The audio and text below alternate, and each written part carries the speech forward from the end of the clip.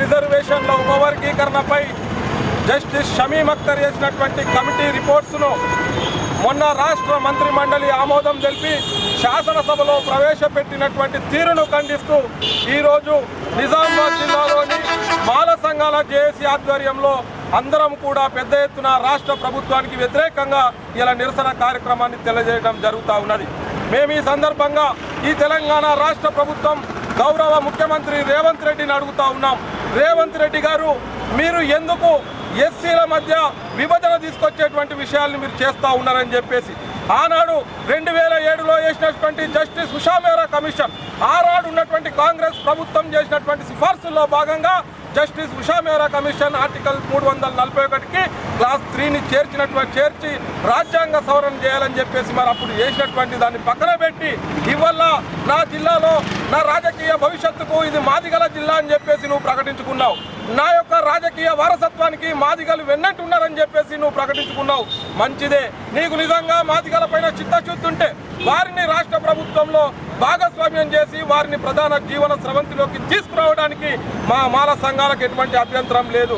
కానీ ఇవాళ భారత రాజ్యాంగ స్ఫూర్తికి విఘాతం కలిగించే విధంగా ఇవాళ ఆర్టికల్ 341కి బీజేపీ ఏదైతే పార్లమెంట్లో చేయాల్సినటువంటి ప్రక్రియను చేయకుండా ఇలా రాష్ట్ర ప్రభుత్వం చేత సుప్రీంకోర్టు చేత ఏదైతే సూచననిచ్చిందో ఆ సూచనను నువ్వు తీసుకెళ్లడాన్ని మేము తీవ్రంగా తప్పుపడతా ఉన్నాం.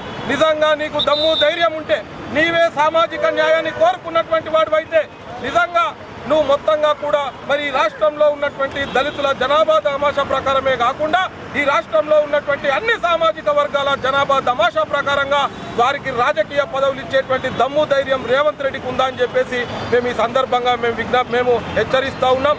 ఈ రాష్ట్రంలో మీకు తెలుసో తెలియదో, నీవు వేరే పార్టీ నుండి ఇవాళ కాంగ్రెస్ పార్టీ వైపు వచ్చినావు. కానీ ఈ రాష్ట్రంలో దళితులు అనేటువంటి వాళ్ళు కాంగ్రెస్ పార్టీ చరిత్రను మీరు ఒకసారి గమనించండి.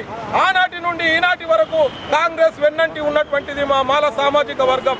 అట్లా మీకు ఓట్లేసి మేమందరం మిమ్మల్ని అధికారంలోకి తీసుకొస్తే ఇలా మా ప్రయోజనాలను, మా యొక్క భవిష్యత్తును అంధాకారం చేసే విధంగా నువ్వు ప్రవర్తిస్తూ ఉంటే రేవంత్ రెడ్డి తప్పకుండా నీకు రాజకీయ భవిష్యత్తు లేకుండా చేస్తామని చెప్పేసి మాల సంఘాల తరఫున హెచ్చరిస్తూ ఉన్నాం. ఈ రాష్ట్రంలో ప్రధానంగా రేపు జరగబోయే ఎమ్మెల్సీ ఎన్నికల్లో, స్థానిక సంస్థల ఎన్నికల్లో మొత్తంగా కూడా మేము మాల సామాజిక వర్గానికి ఈ రాష్ట్రం నుండి పిలుపునిస్తూ ఉన్నాం. మీరందరూ కూడా మన జాతి ప్రయోజనాలకు విరుద్ధంగా ప్రవర్తిస్తున్నటువంటి రేవంత్ రెడ్డిని, కాంగ్రెస్ పార్టీని ప్రతి మాలవాడల నుండి తరమడానికి సిద్ధంగా ఉండాలని చెప్పేసి కూడా హెచ్చరికలు జారీ చేస్తా ఉన్నాం. 2 రోజుల్లో మేమందరం కూర్చొని ఒక కార్యాచరణ పెట్టుకొని రేవంత్ రెడ్డిని భవిష్యత్తును మొత్తంగా కూడా రాజకీయంగా సమాజ్ చేయడానికి రానున్న 2 నెలల్లో మొదటి వారంలో కొడంగల్ వేదికగా 5 లక్షల మంది మాలలతో రేవంత్ రెడ్డికి తగిన గుణపాఠం చెప్పడానికి మాలలమంతా సిద్ధమవుతామని చెప్పేసి విజ్ఞప్తి చేస్తూ ఆయన హెచ్చరికలు జారీ చేస్తూ ఉన్నాం. ఈ సందర్భంగా మా మాల సామాజిక వర్గం నుంచి ప్రాతినిధ్యం వహిస్తున్న ఓ ఎమ్మెల్యేలారా, మీరంతా కూడా అసెంబ్లీలో ఇలా మాలలకు, మాలల భవిష్యత్తుకు, మాలల అస్తిత్వానికి ఇలా మొత్తం కూడా భంగం వాటిల్లుతున్నప్పుడు మీరు ఎందుకు ఈ రాష్ట్ర ప్రభుత్వాన్ని ప్రశ్నించడం లేదని చెప్పేసి మేమందరం కూడా మిమ్మల్ని సూటిగా ప్రశ్నిస్తున్నాం. ఇలా మాల సామాజిక వర్గం నుంచి మంత్రిగా ఎన్నికైనటువంటి ఓ బట్టి విక్రమార్క, నువ్వు కాంగ్రెస్ పార్టీలో నీ 3 తరాల రాజకీయ భవిష్యత్తు ఉండొచ్చు కాక, కానీ నీకు సీటునిచ్చింది కేవలం దళిత కాన్స్టిట్యున్సీలోనే. నీవు దళితుడు అన్న కారణంతోనే నీకు ఇవాళ మొత్తంగా మంత్రిమండలిలో నీకు ఒక ప్రధానమైనటువంటి శాఖను కేటాయిస్తే ఇవాళ నువ్వు మా మాలలకు అన్యాయం జరిగితే నువ్వు సభ నుండి వెళ్ళిపోవడము, సభలో మాట్లాడకుండా ఉండడం అనేటువంటిది మా మాల జాతి మాల ఉపకులాలను మొత్తము కలవరానికి గురి చేస్తుంది. కాబట్టి నువ్వు ఒక అంబేద్కరైటు వాదిగా ఉండి తప్ప నువ్వు మాలల ద్రోహిగా ఉంటే మాత్రం రాబోయే రోజుల్లో నీకు కూడా పూర్తిగా హెచ్చరిస్తూ ఉన్నాం. నీకు కూడా రాజకీయ భవిష్యత్తు లేకుండా చేయడానికి మేమందరం కంకణబద్ధం అవుతామని హెచ్చరిస్తూ తెలియజేస్తా ఉన్నాం. అసెంబ్లీలో మన ఎస్సీ వర్గీకరణ మీద ఏదైతే కమిషన్ ఆ కమిషన్ యొక్క నివేదిక ఆధారంగా దాన్ని పాస్ చేసి వర్గీకరణ చేయడం జరిగింది. ప్రతి వర్గీకరణలో కూడా మాల సామాజిక వర్గంకు మాల ఉపకులాలకు 5% ఇస్తూ మాదిగ ఉపకులాలకు 9% ఇచ్చారు.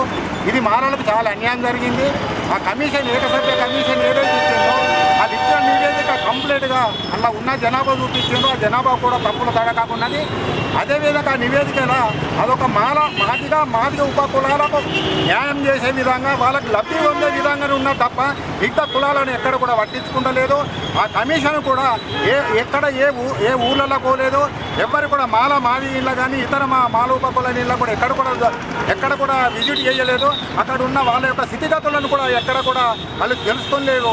వాళ్ళు అదేవిధంగా 33 జిల్లాల్లో తిరగకుండా ఓన్లీ 10 జిల్లాలోనే తిరగడం ద్వారా ఇంకా ఎక్కువ మందిని కూడా వాళ్ళు పరిగణనలోకి తీసుకున్నారు. కాబట్టి అదేవిధంగా 1997 సంవత్సరంలో మాలలకు 6% రిజర్వేషన్ ఇచ్చిండ్రు.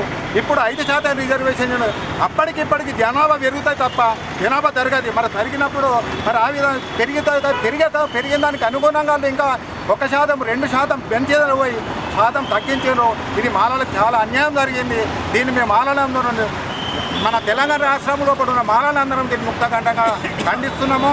అదేవిధంగా అన్ని పార్టీలో ఉన్న మాల ప్రజాప్రతినిధులు, అన్ని పార్టీలో మాల ప్రజాప్రతినిధులు మీ యొక్క పదవులకు మీ యొక్క సభ్యత్వంకు రాజీనామా చేసి బయటకు వచ్చి మాలలకు ఏదైతే జరుగుతున్నదో అన్యాయం గురించి కూడా మీరు రోడ్డు మీదకి వచ్చి మీరు కూడా మాకు అందరికీ కూడా సపోర్ట్ చేయాలని చెప్తున్నాము.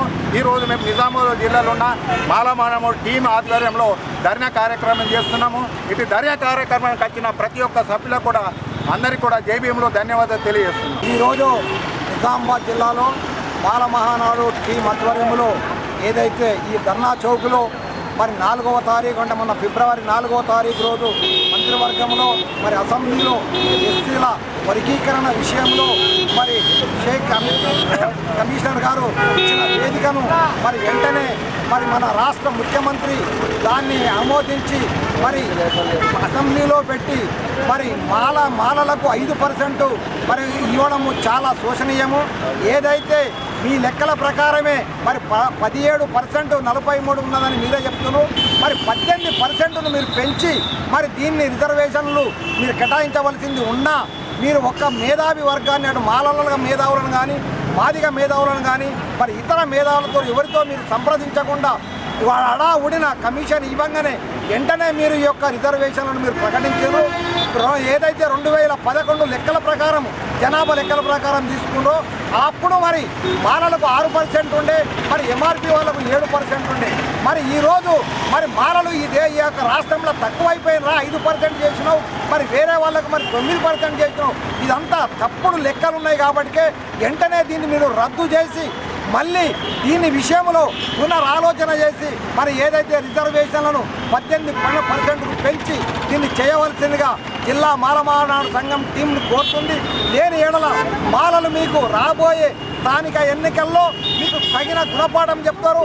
అదేవిధంగా మాల సోదరులు ఎవరైతే ఎమ్మెల్యేలు కానీ ఇంకా వేరే చైర్మన్ పదవులు ఉందో ఒక్కసారి మీరు ఆలోచించుకొని మాలలకు జరిగిన అన్యాయం మీద మీరు బయటకు రావాల్సిందిగా మాలమానాడు విజ్ఞప్తి చేస్తుంది. రాని ఎడల ఈ యొక్క మీకు మనగడ ఉండదని హెచ్చరిస్తున్నారు. కాబట్టి ఈ విషయాల్లో అందరూ ఆలోచించి మన యొక్క రిజర్వేషన్లు పెంచుకునేందుకు మాలలు ఐక్యంగా ముందుకు పోవాల్సిందిగా కోరుతున్నాం. జై